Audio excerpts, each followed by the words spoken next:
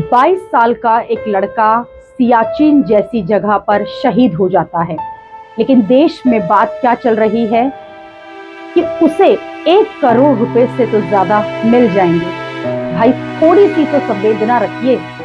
एक परिवार ने अपना इकलौता लड़का खोया है।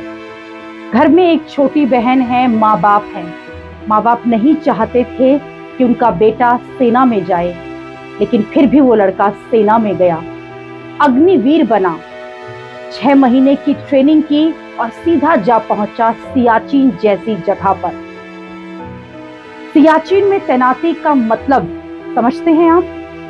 जो लोग कह रहे हैं कि 1 करोड़ तो मिल रहा है, इतिहास को दोहराते हैं। सियाचिन में भारत की सेना 1984 से अब तक है और 1984 से 2023 तक अब तक 1000 सैनिक सियाचिन में शहीद हो चुके हैं। इतने सैनिक तो 1999 के युद्ध में भी शहीद नहीं हुए थे।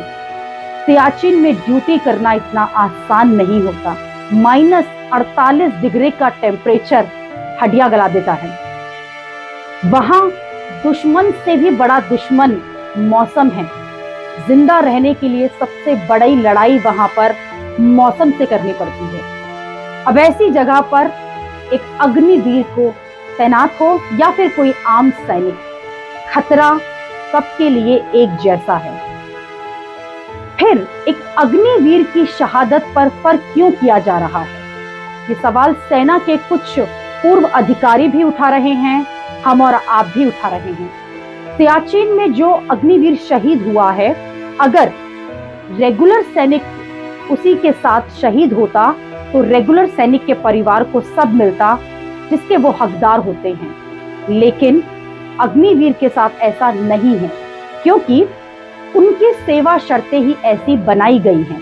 यही तो सेवा शर्तें ऐसी हैं जिन पे सवाल खड़ा किया जा रहा है। जो सेवा की शर्तें हैं, इन पे जो रकम दी जाएगी, जो शहीद हुआ है उसके परिवार से, उसे सब कुछ क्यों नहीं मिल रहा है जो एक आम सैनिक को मिलता है?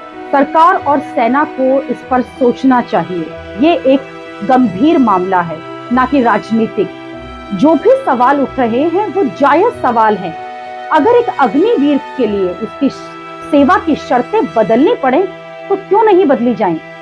क्योंकि हम अपने शहीद जवानों के परिवारों का अगर ख्याल नहीं रख सकते तो फिर क्या कर सकते हैं?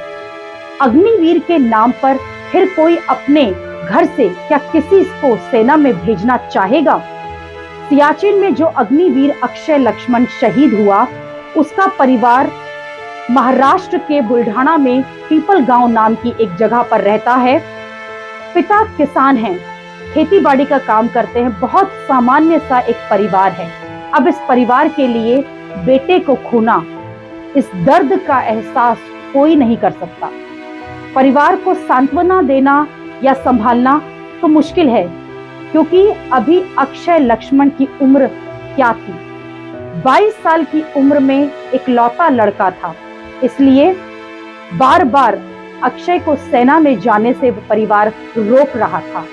लेकिन अक्षय को भी सेना में जाने की धुन थी। उसने पहले एनसीसी ज्वाइन किया, फिर 10वीं क्लास में आते ही वो सेना की भर्ती की तैयारी करने लगा। फिर अग्निवीर स्कीम आई तो उसने ट्राई किया, उसका सिलेक्शन हो गया। नासिक में उसकी ट्रेनिंग भी हुई। फिर 15 दिन के ब्रेक लिया और फिर तैनाती हो गई। सियाचिन ग्लेशियर में तैनाती के दौरान एक दिन अग्निवीर अक्षय को अचानक थोड़ी बेचैनी महसूस हुई। उसकी तबीयत बिगड़ी। उस 22 साल के अग्निवीर को अस्पताल ले जाया गया। 45 मिनट सीपीआर दिया गया, लेकिन उसकी जान नहीं बची। और सैनिक बनने के लिए हद तक का जुनून रखने वाला ये लड़का केवल 9 महीने 21 दिन तक सर्विस के बाद शहीद हो गया। ऐसा नहीं है कि इस शहादत का सम्मान नहीं है। जो प्रोटोकॉल होते हैं सेना के, वो फॉलो किए गए हैं। पूरे सम्मान के साथ उसे भेजा गया है।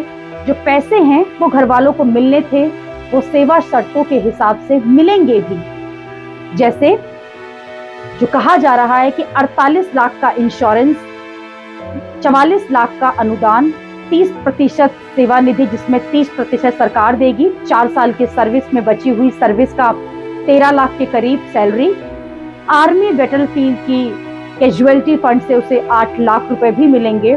कुल मिलाकर उसे 1 करोड़ रुपए से ज्यादा की रकम दी जाएगी। लेकिन बात फिर वही उठती है कि अक्षय जैसे सैनिक ने देश के लिए जान दी, सियाचिन जैसी जगह पर तैनात रहा, क्या उसके परिवार के लिए इतना बहुत है? आजकल तो पुलिस में भी कोई शहीद होता है तो कई सरकारें अपनी तरफ से 1 करोड़ रुपए दे देती हैं। इसमें कोई गलत बात भी नहीं है, देना ही चाहिए। फिर ये तो 22 साल का लड़का देश की सीमा पर शहीद हुआ है। अग्निवीर की सेवा शर्तों को मजबूरी की बताकर न टाला जाए। बात पैसे की भी नहीं है। अग्निवीर के परिवारों को वो आर्थिक सुरक्षा महसूस होनी चाहिए जो देश के दूसरे जो सैनिक होते हैं उनके परिवारों को होती है। नहीं तो सोचिए कौन सा परिवार होगा जो आने वाले समय में अपने बच्चों को अग्निवीर बनने भेजेगा। अभी तो गरीबी है, बेरोजगारी है, माँ बाप को नौकरी नहीं मिल रही है बच्चों को, तो ये सोचकर भी उन्हें भेज रहे हैं। इस पर आंच नहीं आनी चाहिए, इसका ध्यान सरकार और सेना ही रख सकती है। अग्निवीर जैसे स्कीम की आलोचना पहले भी होती रही है, इसे चलाना मजबूरी है तो इसमें सुधार किया जाना चाहिए। कोई परिवार क्यों अपने किसी बच्चे को अग्निवीर बनते देखना चाहेगा जब वो साफ देखेगा कि देश के लिए जान देने पर भी परिवार को वो सब नहीं मिल रहा जो किसी दूसरे सैनिक को मिलता है। ये एक विचारणीय विषय है जिसे सरकार को केवल राजनीतिक विषय ना सोचकर या विपक्ष का ना सोचकर इस पर ध्यान नहीं देना चाहिए, बल्कि इस मुद्दे को गंभीरता से ध्यान देना चाहिए। यहाँ एक सवाल ये भी उठ रहा है कि क्या अग्निवीरों को सीधा सियाचिन या एलओसी पर तैनाती करना सही है, क्योंकि सेना के ही कई पूर्व अधिकारी भी ये कह रहे हैं कि पहले की अगर बात की जाए तो सेना को सैनिकों को 1 साल की ट्रेनिंग दी जाती थी, लेकिन अग्निवीर स्कीम के तहत 6 महीने की ट्रेनिंग दी जाती है और सीधा तैनाती कर दी जाती है। इस पर भी विचार करना चाहिए कि सरकार आखिरकार ऐसा क्यों कर रही है, क्योंकि सियाचिन जैसी जगह 6 महीने की ट्रेनिंग वाले 22 साल के अग्निवीरों को तैनात कर देना जिनकी तबीयत बिगड़ी और वो शहीद हो जाएं, क्या ये सही है? ये एक बड़ा प्रश्न है। इससे पहले पंजाब के रहने वाले एक अग्निवीर अमृतपाल की पुंछ में मौत हो गई थी, जिसकी वजह ये बताया गया कि अमृतपाल ने खुद को गोली मार ली। ये देखना चाहिए कि ऐसी पोस्ट पर तैनाती के लिए कम उम्र के ये अग्निवीर मानसिक तौर पर कितने मजबूत हैं। अमृतपाल को तो मौत के बाद सेना से गार्ड ऑफ ऑनर तक नहीं मिला। प्राइवेट एम्बुलेंस से उसका शव लाया गया। कहा गया कि सेना ऐसी मौत के मामलों में गार्ड ऑफ ऑनर नहीं देती। ये 1967 का एक नियम है। लेकिन अगर ऐसा कोई नियम है तो इस नियम को प्लीज बदलिए, क्योंकि कोई सैनिक कोई भी हो, अग्निवीर हो या रेगुलर सैनिक हो, उसकी मौत कैसे भी हो उसका पूरा सम्मान किया जाना चाहिए। क्योंकि उस पिता पर क्या गुजरी होगी जिस बेटे को उसने पाला पोसा और उसके शव को एक बक्से में यूं ही लाकर रख दिया गया। उस परिवार ने तो अपने बेटे को सेना में बड़े शौक से भेजा था, वो तो उसे शहीद ही मानेंगे, फिर चाहे उसकी मौत कैसे भी हो। और केवल नियमों का हवाला दे देना सही नहीं।